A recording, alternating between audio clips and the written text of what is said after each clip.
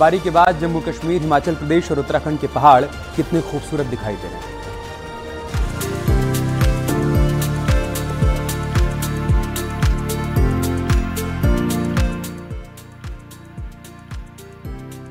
हिमाचल प्रदेश के पहाड़ बर्फ से लकदक हैं और सैलानियों को अपनी तरफ खींच रहे हैं। शिमला में हर तरफ सफेद बर्फ की चादर बिखरी हुई है। सैलानियों की मानो तो मौज आ गई है। जिस बर्फबारी के लिए वो टूर पर आए थे, उन्हें कुदरत ने बड़ी सौगात दी है। नारकंडा में भारी स्नोफॉल हुआ है। कोई ऐसा इलाका नहीं बचा जहां तक बर्फ ने डेरा न जमाया हो। लंबे इंतजार के बाद चंबा में बर्फबारी हुई है। चंबा के डलहौजी, खजियार, भरमौर और चुरा में भारी बर्फबारी गिरी है। घरों में, गाड़ियों में, रास्तों में बर्फ का पहरा है। देवदार के पेड़ों ने भी बर्फीला श्रृंगार किया है, जिससे सैलानियों का यहां आना शुरू हो गया है, जिससे आने वाले समय में सैलानियों का और भी जमावड़ा देखने को मिल सकता है। बर्फबारी से सेब के बागवानों को फायदा होगा। किसानों के साथ पर्यटन व्यवसाय से जुड़े लोगों को भी उम्मीदें बढ़ गई हैं। बहुत इंजॉय हो रहा है। काफ़ी टाइम के बाद बर्फ़ पड़ रही है तो इसका एंजॉयमेंट कुछ अलग ही है। और बाकी लोगों से कहना चाहूँगी कि आइए हमारे हिमाचल में, यहाँ की खूबसूरत वादियों का आप आनंद उठाइए।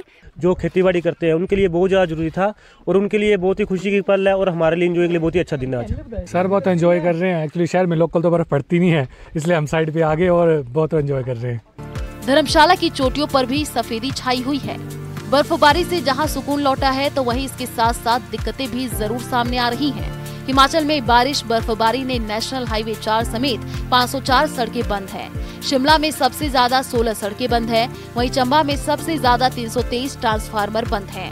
कई इलाकों में छाया अंधेरा है और पानी की सप्लाई पर भी असर पड़ा है।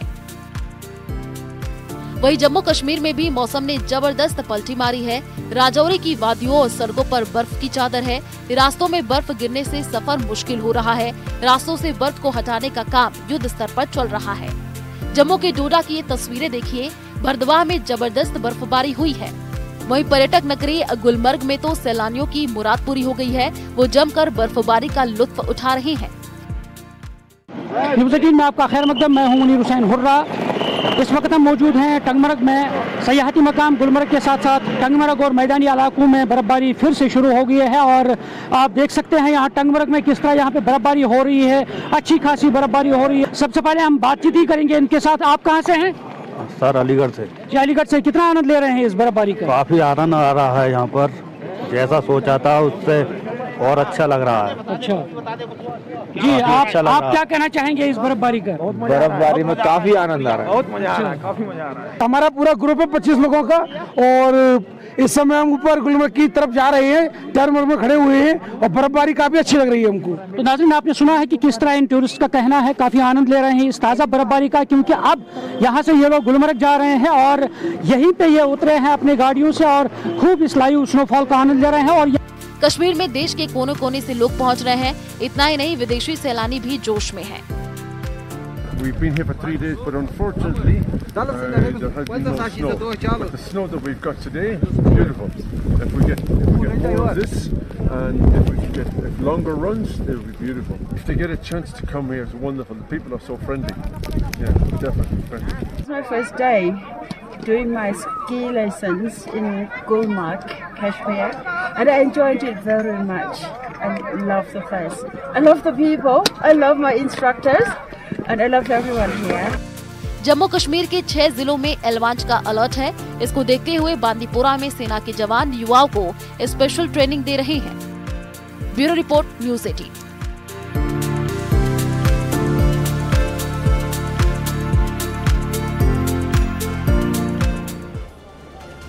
जब हमारे जहन में जेल शब्द आता है तो ये आता है कि जेल में बहुत सारे कैदी हैं जो सजा काट रहे हैं। कोई किसी जुल्म में कोई सजा काट रहा है, कोई किसी जुल्म में काट रहा है। लेकिन सबसे बड़ी बात यह है कि कानपुर की जेल जो है उसका माहौल पूरी तरह से बदला हुआ है।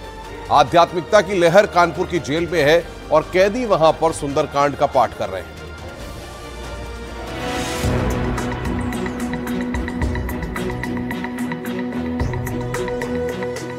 कानपुर जेल की इस 4 दीवारी के अंदर कैदियों को रखा गया है जो संगीन जुर्म करके यहां सजा काट रहे हैं। कहा जा रहा है अब यहाँ कैदी अध्यात्म से जुड़ रहे हैं।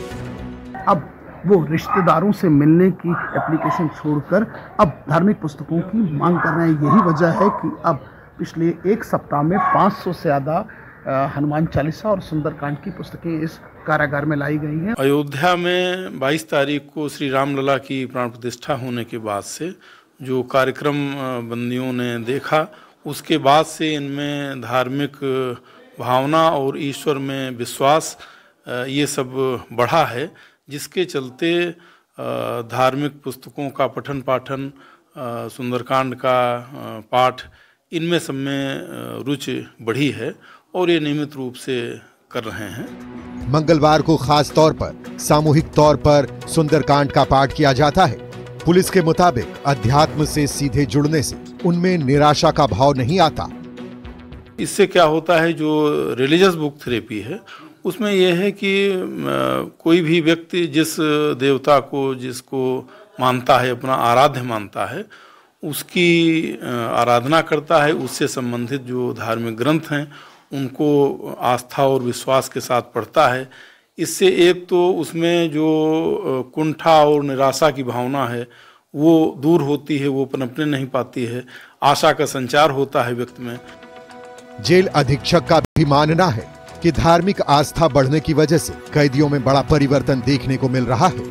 अब बंदी रोज 3 से 4 घंटे तक हनुमान चालीसा और सुंदरकांड का पाठ करते हैं। अगर बात की जाए इस जेल के अंदर बने मंदिर की, तो मंगलवार और शनिवार को यहाँ सिर्फ सीताराम सीताराम सीताराम ही आवाज सुनाई देती है। वीडियो जर्नलिस्ट आशीष पांडे के साथ अमित गंजू, न्यूज़ 18 कानपुर। और यहाँ रुकेंगे ब्रेक के लिए, जल्द लौटेंगे कुछ और खबरों के साथ। आप देखते रहिए न्यूज़ 18।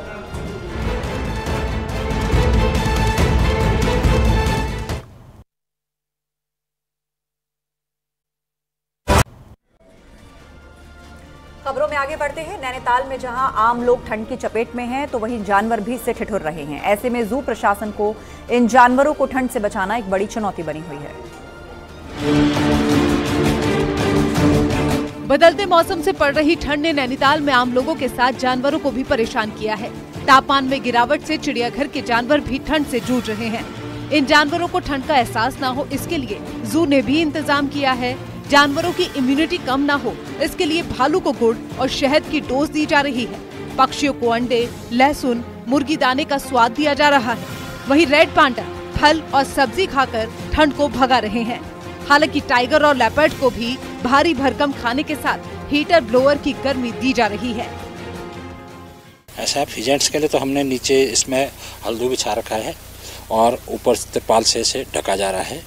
और जहाँ तक उसकी बात है, टाइगर और लेपर्ड की बात है, तो उनके लिए हमने अच्छी क्वालिटी के वो लगाए हैं ब्लोवर, ताकि जानवर को गर्म महसूस हो।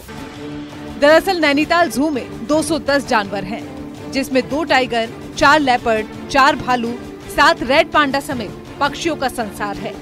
ठंड के दौरान जानवरों को ज्यादा कैलोरी की जरूरत होती है, तो बीमारी से बचाव के साथ इम्यूनिटी बढ़ाने में भी ये आहार कारगर साबित होते हैं। जानकार ये भी मानते हैं कि ठंड में प्रोटीन युक्त भोजन इनको सर्दी में गर्मी से भी लड़ने की शक्ति देता है। अगर मैं आपका टाइगर का एग्जांपल लूँ, तो उसके केस में हम 2 एग पर इंडिविजुअल हम देते हैं। तो 2 एग हम देते हैं, वो रॉ होते हैं। ऐसे ही हम डायरेक्ट, जैसे हमारा भैंसा रखा हुआ है मीट, उसके ऊपर हम उसे डायरेक्ट कट करके प्लेस कर देंगे। बहरहाल इंसानों के साथ जानवरों के लिए भी मुसीबत बनी ठंड घातक साबित हो सकती है। नैनीताल जू ने इसके लिए प्रबंध तो किए हैं, लेकिन उम्र दराज जानवरों को और अधिक देखरेख की जरूरत है। न्यूज़ 18 के लिए नैनीताल से वीरेंद्र बिष्ट की रिपोर्ट।